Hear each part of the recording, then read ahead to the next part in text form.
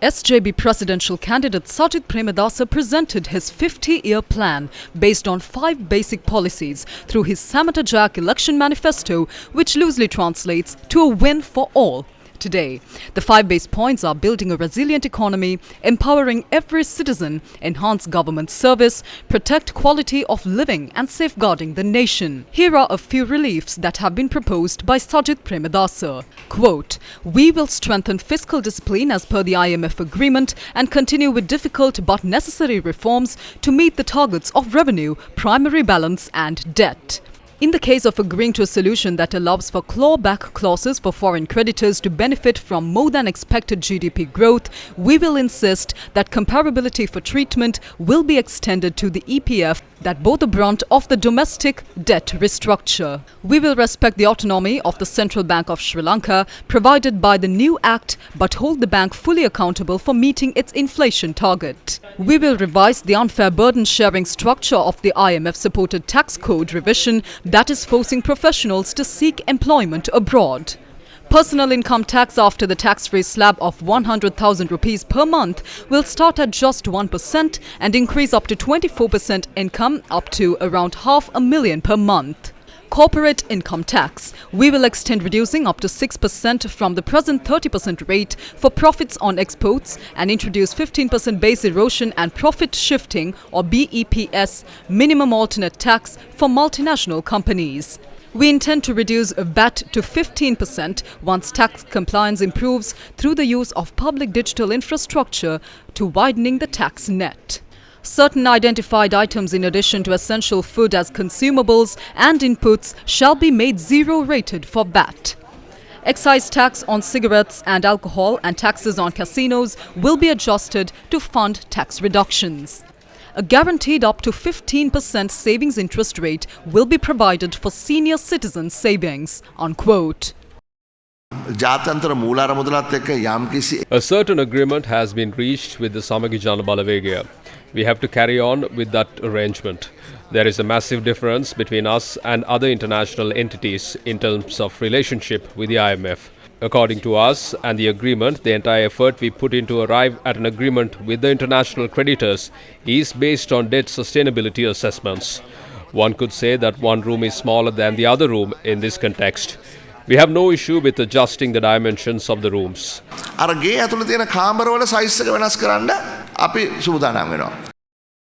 The following are a few more policies suggested in the manifesto of the Samagi Jana Sandhanaya. Quote, "Introducing strong anti-corruption laws and strengthening the implementation of the current legal framework will speed up justice, the recovery of stolen assets, and a robust program to curb the rampant corruption in the country's administrative system shall be key. Establishing an independent public prosecutor's office free of political interference to bring justice to corrupt individuals will be done on an urgent basis by a simple amendment to legislation. All government procurement shall be transferred to a digital platform. There shall be full disclosure on expenditure plans and debt management strategies as well as in tax administration. Health sector will be transformed with high-tech solutions from drug procurement to all health services. We plan to overhaul the public service through digitalization and introducing key performance indicators to enhance productivity. We envision not just meeting but exceeding the target of 70% renewable energy generation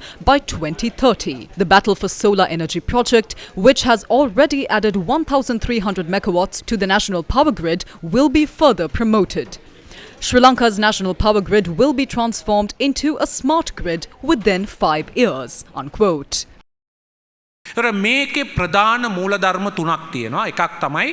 3 main principles. Firstly, all 220 million citizens of Sri Lanka would be given a specific identification number. Secondly, digital public infrastructure creates data interoperability between the government and the citizen and between government institutions. Thirdly, a system to enhance digital financial transactions will be instituted, transforming Sri Lanka into a cashless transaction-oriented modern society. There are 3 principles. Under these, we have named 3 pillars to observe the problems the people are facing. The first one concerns procurement. All government procurements concerning food, medicines and fuel shall be transferred to a digital platform. The second pillar concerns government services. Regarding the issuance of driver's licenses, national identity cards and passports, We plan on bringing all information on your Aswasima bank account right to your smartphone. Next, we plan on creating a unified payment interface similar to that of India to carry out financial transaction on a digital platform. Other countries in the world already have similar platforms. Here we have Lanka Pay. Other countries already use these digital platforms. Through this, any purchase you make around the world, be it a car, cigarette, a handful of rice or even an airplane, will be recorded. It will be recorded on the IRD. To anyone who asks where we get the funds from, we will implement this plan first. Then we will track down those who evade taxes and use those funds to power these projects. We will provide those reliefs to the people. මේ digital වේදිකාව අපි පාවිච්චි කරනවා. එහි සහනය ජනතාවට ලබා දෙනවා. These are a few more reliefs suggested in Sajith Premadasa's election manifesto. Quote, a new program will provide a monthly allowance of 20,000 rupees for up to 24 months for beneficiary families. 10,000 rupees per month from 5,000 rupees for vulnerable and transitional poor families. No changes to 15,000 rupees per month for extremely poor families.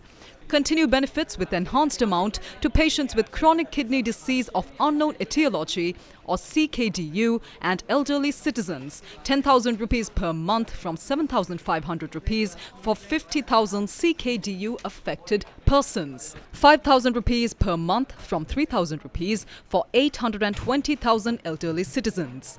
Continue benefits to disabled persons and increase welfare allowance of 10,000 rupees per month from 7,500 rupees for 410,000. The policy of providing a 3% quota of job opportunities in the public service for persons with disabilities will be implemented.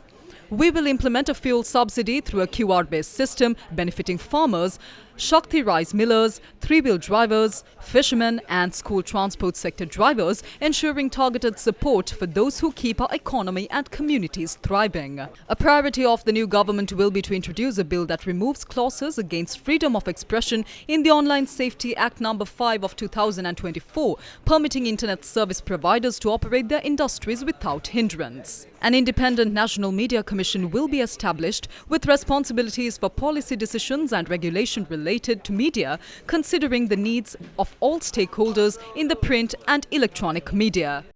Billion සංඛ්‍යාත ලොව පුරා සිටින.